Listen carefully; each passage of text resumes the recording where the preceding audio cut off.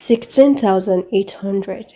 That is the estimated number of times your hair sheds within the space of 3 months. But that's not even a problem. Mark this, okay? It's not a problem that your hair sheds this much in the 3 month cycle. Listen, the real problem is watching this shedding cycle hit you when you don't yet have a plan to continue the growth. It's like watching a swerving cart come directly towards you and you just stand still without any plans to get out of the way. More so, with mini braids, your hair interacts differently with this cycle thing, and that is why it is very possible to get varying degrees of splits without even knowing it. Or worse, losing your new growth at the roots towards the day of takedown. Yes, it happens more often than you think. I've been there, and that's why I even brought up this cycle thing in the first place. I see mini braids as this protective style that has a thin line between massive length retention and massive breakage. That explains why some people are still hesitant to try it. Very understandable. And in this video right here, I explained how to not get excess breakage again with your mini braids. If you don't suffer this excess breakage problem, well, thank God, you are definitely among the lucky ones. So even if you don't necessarily face any of these, you can be kind to someone else and share this video to them. This video is all in one, and of course I'll be drawing experience from myself and long-haired naturals who have won with this rule and who keep winning. So I want to believe that most people watching this video are not new to the mini braids protective style, right? And you've probably also heard that mini braids keep shed hair in place. That's why they give length retention.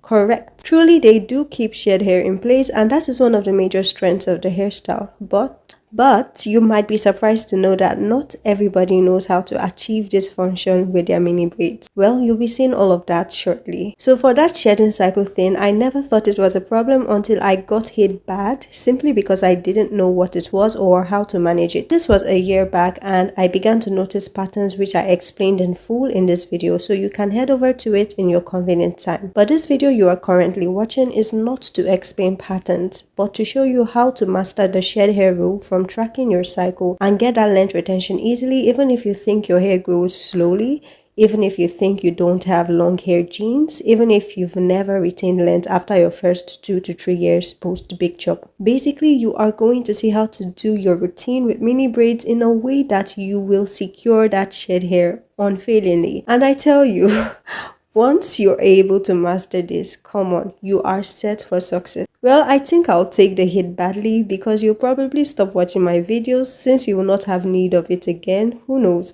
But I'll be posting my progress, so maybe that will bring you back. Just kidding.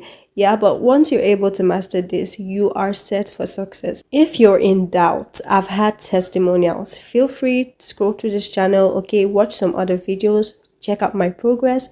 Your girl didn't come here to play. The progress is progressing. I'm literally retaining length without serious spending, which is contrary to the stereotype that goes around. You know, that one that says natural hair is expensive to grow and maintain. Look, I don't have words. Okay, watch this video, subscribe to this channel, share to someone, okay? Let's crack the code together. So what is this rule you can't do without if you want to see that new growth with your braids every time, unfailingly? What is that rule that will make you to keep winning at length retention in mini braids? I bet you've already heard so many talks of do this, do that, or you won't see results. I bet you've already come across uncountable tips before now. But mine is just one rule, and what is that rule? Create a routine to keep shed hair in place. Everything you do with your mini braid maintenance is actually to try to keep shed hair in place. Forget all the grammar they put on top. It's all packaging. We are all doing pretty much the same thing, which is trying our best to reduce manipulation with whatever routine it is that we are doing. But the main issue is how effective or not that routine is.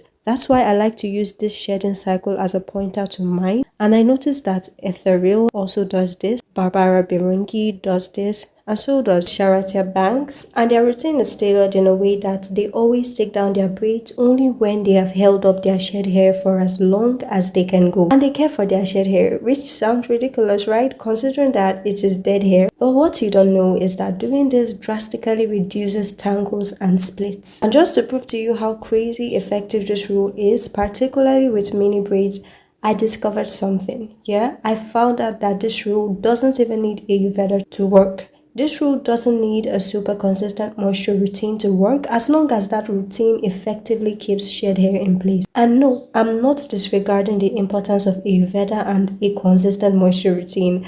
Don't get me wrong, I acknowledge that they are super important and help to speed up your results, but I'm just trying to let you know how effective this rule is, so much that it still works without a real routine. And how do I know this? I went on a personal experiment myself. I made a video on that which you can check out to see everything I did, my results, everything guys, step by step. I would call it an accidental experiment and you'll know why in that video. So head right there with me now to see how to create a routine to keep your shed hair in place with practical steps instead of this exclusive talking I'm doing here.